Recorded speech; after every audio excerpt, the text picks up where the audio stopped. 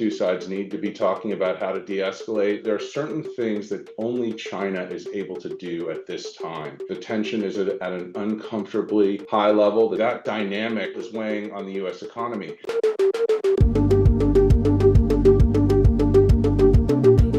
Hello, and welcome to The Call. I'm your host, Jay Sapsford, and here's today's question of the moment. Can the U.S. and China de-escalate? Tariffs are up, shipping traffic is slowing, and many Chinese goods are no longer reaching our shores, and so far, there's little sign of immediate relief.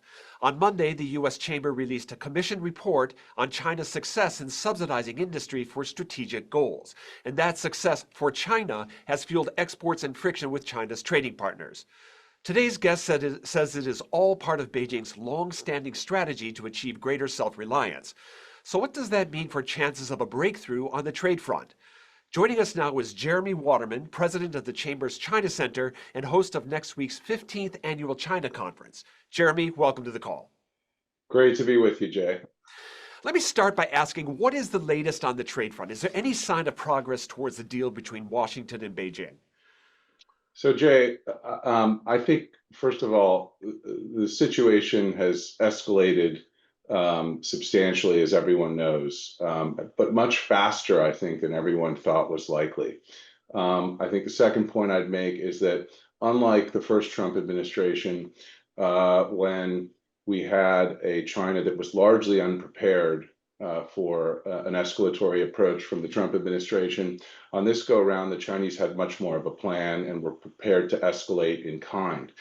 Third point is the Chinese have been building out a toolkit since the first Trump administration to execute that plan that they developed. So we're in a situation now where the Trump administration has escalated, China has responded in kind, and we're at a very high level of escalate, or relatively high level of escalation. So can we de-escalate? I think what's noteworthy is over the past couple of weeks, the two sides, both on the Chinese side more recently and certainly the U.S. side, have adopted I would say the tone has changed. Each side is starting to feel some pain, and each side is expressing an interest in trying to find a pathway to de-escalate, but that's easier said than done. Okay, so we'll get into the pain in a second here, but I'd like to ask you, what are the elements, the core elements of that toolkit that you mentioned? So in terms of the toolkit that Xi Jinping was very open about the need for China to develop, a big part of that is on the export control front. So China has largely built out an export control toolkit that resembles the U.S. export control toolkit with a hefty measure of extraterritoriality. Obviously, it's built around a different set of technologies. It's built around different products. In China's case, obviously, we've seen them brandish the critical mineral or China's chokehold or dominant position in critical minerals, more recently on rare earths. And so we're seeing obviously a lot of pressure, not only direct pressure on Western businesses, U.S. businesses, but also on U.S. allies to restrict supply. So that's one area. We've seen China also use sanctions in a manner akin to the way the U.S. uses sanctions. So last night in your update, and I would commend to our audience the daily update put out by Jeremie's China Center, which is the single best source of information on China in real time that you can find anywhere out there. You noted that the prices of, and I want to get the pronunciation right, dysprosium and terbium have hit record high levels. These are two rare earths that are more than 90% controlled by China here. Is that the sort of thing that China hopes will inflict pain and bring the U.S. to the bargaining table? Yeah, look, I think, taking a step back, China has, again, prepared for this. They had what they felt was a good plan of action if the Trump administration escalated. I think from Xi Jinping's perspective, who has been working on building a more self-reliant economy, as you noted at the outset, for the last decade plus, perhaps his approach here is to try to outlast the Trump administration. And so obviously minerals and earths are part of that effort to inflict pain, to slow U.S. manufacturing, and to bring the U.S. and the Trump administration to the table on more favorable negotiating terms. So we've talked about the pressures on the U.S. Clearly, these trade restrictions would be part of that. But we also have, just consumer goods that are coming. We're looking at the prospect, at least, of shortages or price hikes on those sort of things. What other forces of pressure might bring the U.S. to the table? Well, look, I think obviously we've seen a hiccup in the bond. We saw several weeks back. We saw a hiccup in the bond market. Growth by some measures was already slowing, even as the economy was in good shape when the Trump administration, a relatively good shape when the Trump administration came into office. But obviously, we're now seeing the impacts of tariffs begin to accumulate. And obviously, we're not talking just about tariffs vis-a-vis China. We're talking about tariffs vis-a-vis Canada, vis-a-vis Mexico, Europe, in essence, the whole world. And obviously, that is creating a tremendous amount of uncertainty for business the world over, certainly for U.S. companies. If you're sitting in the C-suite and you're thinking about making an investment, but you're not sure where your materials are going to come from, you're not sure what your market is going to look like, you're not sure what growth is going to look like, it's obviously really hard to make those kinds of decisions. And so obviously that dynamic as a whole is weighing on the U.S. economy. Now, let me say with regard to the Chinese economy, Right. but I think obviously we in the United States and generally across the West, we're an open book, right? So we have a steady stream of reporting daily about all our works. Markets generally reflect in the West the state of the economy. They're more closely linked to the state of the economy. Right.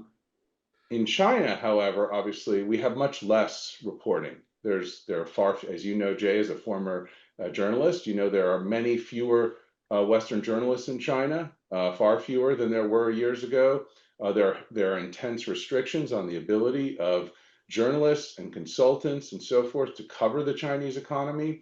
And so, just yesterday in the Wall Street Journal, there was a report, yet another report about the Chinese government obscuring a lot of economic data. So I think it's much harder on the U.S. side, on the Western side, to track what's actually going on in the Chinese economy, and part of that is by design. But despite that difficulty in tracking what's going on in the Chinese economy, we do have some high-level understanding that China is facing some pretty dire economic circumstances, particularly in the hinterland, with the crash in the real estate bubble over the past couple of years, and you've got deflationary pressures. I wonder what your thoughts are on all that. Yeah, absolutely, Jay. The Chinese economy was not in good shape heading into this trade conflict or this trade war. It had not emerged from the COVID crisis in the way that the Chinese leadership thought it would or wanted it to. Obviously, you alluded to the real estate bubble that was popped, and where you continue to have a downward cycle. Obviously, debt and deflationary challenges. The Chinese economy was, I think, starting to stabilize at a relatively low level of growth just prior to this, but obviously now with many factories under great pressure, local finances, again, as they don't have that tax revenue flowing in, again, under pressure, obviously, and the leadership still having enormous ambitions in terms of the focus on science and technology, all the subsidies for the Chinese military and so forth, right? You see, I think it's fair to say that there's quite a bit of pressure on the overall financial situation and economic situation in China today. So speaking of the financial situation, we just had one of our audience members ask, what is the status of potential Chinese company delisting requirements at U.S. exchanges? What could we see there? Yeah. So look, I think the delisting issue has been out there for quite some time. Obviously, this is a long-running concern with regard to two issues, really. One is the overall transparency of the Chinese system and whether or not audits and so forth can be conducted. The other issue, which has been out there for quite some time, is more of a philosophical question. Should Chinese companies be able to tap U.S. capital markets, obviously, particularly Chinese companies that may pose a national security concern, that may have ties to the Chinese military, and the U.S. government has a number of lists. We've seen some indications that the Trump administration is interested in looking at options. Obviously, there are a number of ways that they could, number of tools that they could use. There are certain lists that the Treasury Department keeps. There's a list that the Defense Department keeps. There are tools that the SEC has and the PCAOB have. So I think, I think this is something that's under consideration, but obviously I want to go back to the de-escalation point, right? I think there's a mutual interest given the economic challenges, the economic vulnerability of both sides, as well as concerns about the broader global economic picture, as we saw at the IMF at the spring meetings of the Bank Fund, where I think there's an interest on both sides in trying to find a pathway to de-escalate, mutually de-escalate the tariffs. The question is to de-escalate to what level, right? And that's, again, easier to get to a level that is trade supporting, trade facilitating, as opposed to a level where we are today that is trade prohibiting. That's not an easy thing to engineer, given the range of issues, the lack of trust, the geopolitical concerns, national security and economic security concerns that permeate both sides. So you mentioned the global implications. One of our audience members is asking, what happens if both the U.S. and China ask other countries to take sides? Well, I think we're starting to see that, Yeah. right? I think embedded in the Trump administration strategy is an effort to, I think they've been open about this, to use tariffs to leverage outcomes that are first beneficial for the U.S. economy, but also beneficial in terms of a joint stand or harmonization, greater harmonization with regard to some of the measures that the U.S. has used to restrict technology that would have a national security implication that would weigh on, potential conflicts that would conflict zones, right? Whether it's South China Sea or other parts, various scenarios around Taiwan, obviously, which is a serious concern. And just picking up on what you just said, the Chamber just commissioned a report of the Rhodium Group called Made in China 2025.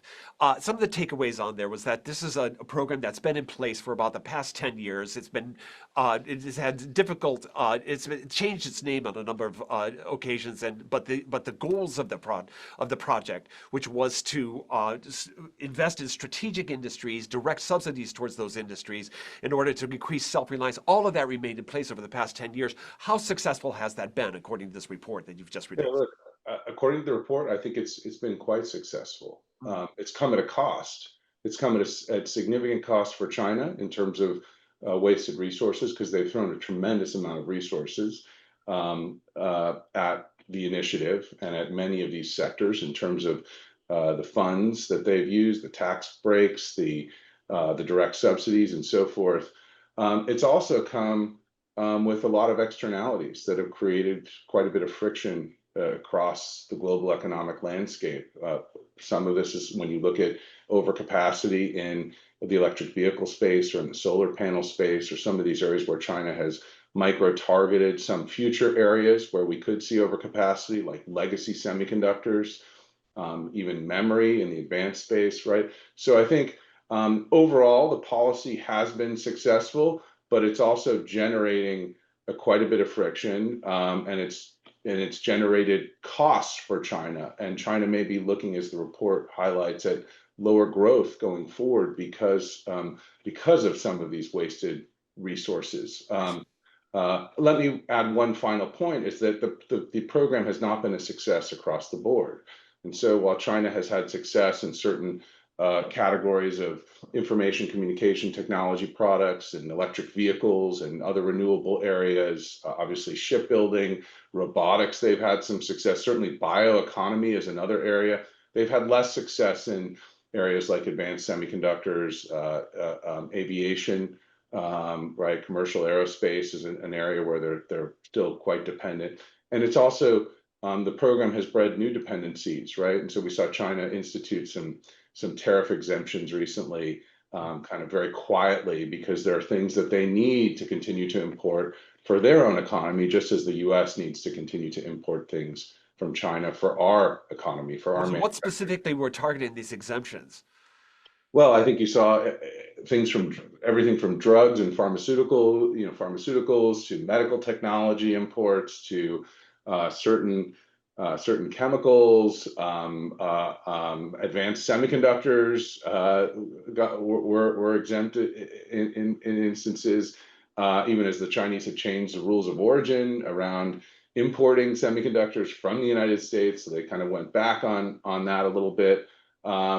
Aircraft parts, Right. right? Half of the Chinese fleet is Boeing aircraft, so they need to continue to import those parts to make sure those planes are in good shape. I wanted to ask about spillover effects here. We've had a number of our members ask questions about whether or not there might be some sort of travel restriction. We're also, we have, while there's a trade war going on, we also have a geopolitical rivalry between China and the United States.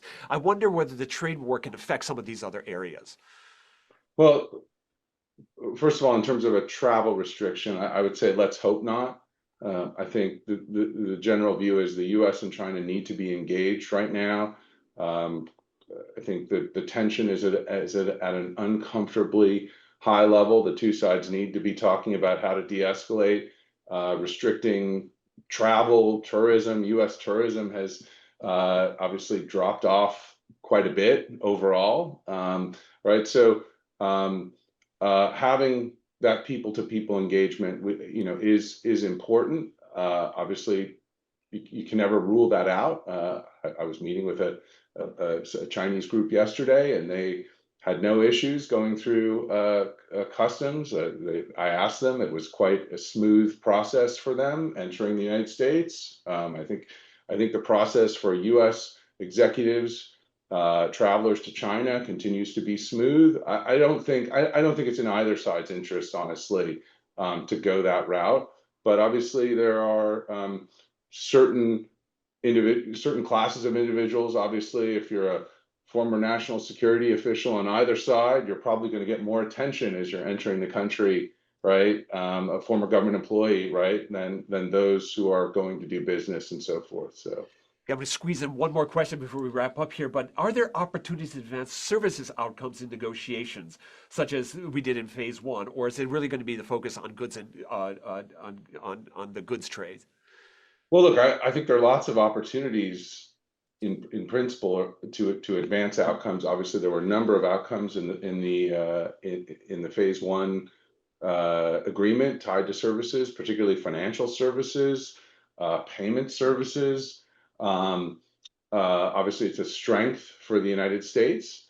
But I think obviously this administration appears to be heavily focused, that when I say this, the Trump administration heavily focused on reindustrialization, on outcomes for US manufacturers. So I think there is this question about what in a negotiation, we still don't know, I think, the priorities really on either side. I will say that, one of the issues that precipitated some of this escalation, or the first action out of the box for the Trump administration, was the issue of fentanyl. Uh, And I think there, maybe a ray of hope is the two sides are continuing to talk. I think our sense is that the Chinese side does now have a concrete list of asks. And I think the ball is now, what we're picking up is that the ball is in China's court in terms of whether it wants to follow through on some of those asks from the Trump administration. And obviously, progress on fentanyl could de-escalate tensions. It's a priority for the president, and help to maybe lay the foundation for a negotiation. I think some of those issues are, some of the structural issues are going to be quite difficult to address in any talks. But there's always, I think, an opportunity. Obviously, China made a commitment back when it joined the WTO to allow U.S. e-payments companies into its market. Obviously, there have been a couple that have gotten access, but there are others that have still not gotten that access, notwithstanding China's promise to do so many, many years ago. So there's opportunities, but obviously we need to get to a level of de-escalation first, right. So that the environment is better and the two sides can sit down and engage more constructively than they have to date. These are such consequential developments. I could talk to you about this all day, but let me just wrap by asking you one final question, Jeremie. Are we going to see a solution that allows me to continue buying cheap Chinese goods online? I mean, I think that's what everyone really wants to know here. Um, are we going to see a solution? It's it's a good question, and I'm not sure. I think we know part of it. Let me say, I think we know part of the answer to that. Obviously, with the de minimis exemption being eliminated, obviously, that in part is reducing the avenues for very low cost imports into the United States. Look, I think the hope would be to get to a level of de-escalation, mutual de-escalation on tariffs that allows those consumer goods. Obviously, this is something that's been in the news recently quite a bit in terms of toys and Halloween costumes. I mean, I think it's understood there are certain things that only China is able to do at this time. Right. Obviously, consumer electronics. That's why we have exemptions for there aren't alternatives for sourcing of those electronics. There isn't going to be sourcing for the Halloween season or for Christmas lights. Those are things that China's uniquely able to do. I think the hope would be, though, that we have an approach toward China that emphasizes, that protects national security, that protects our crown jewels, but is less focused on things that benefit the U.S. economy and benefit consumers, right? And so that's, I think, where we want to get to. But I unfortunately don't have a crystal ball, Jay, and obviously we'll continue to watch and track very closely on behalf of the membership. Jeremie Waterman, president of the Chamber's China Center, thank you so much for joining us today. All right, our audience has had their shot of informational espresso and is ready to tackle the day. Missed a live episode? Catch the replay on our website, LinkedIn, or on YouTube. You can also listen to The Call's podcast edition on Apple, Spotify, or wherever you get your podcasts. This has been The Call, brought to you by the Global Intelligence Desk, asking the right questions to navigate uncertain times.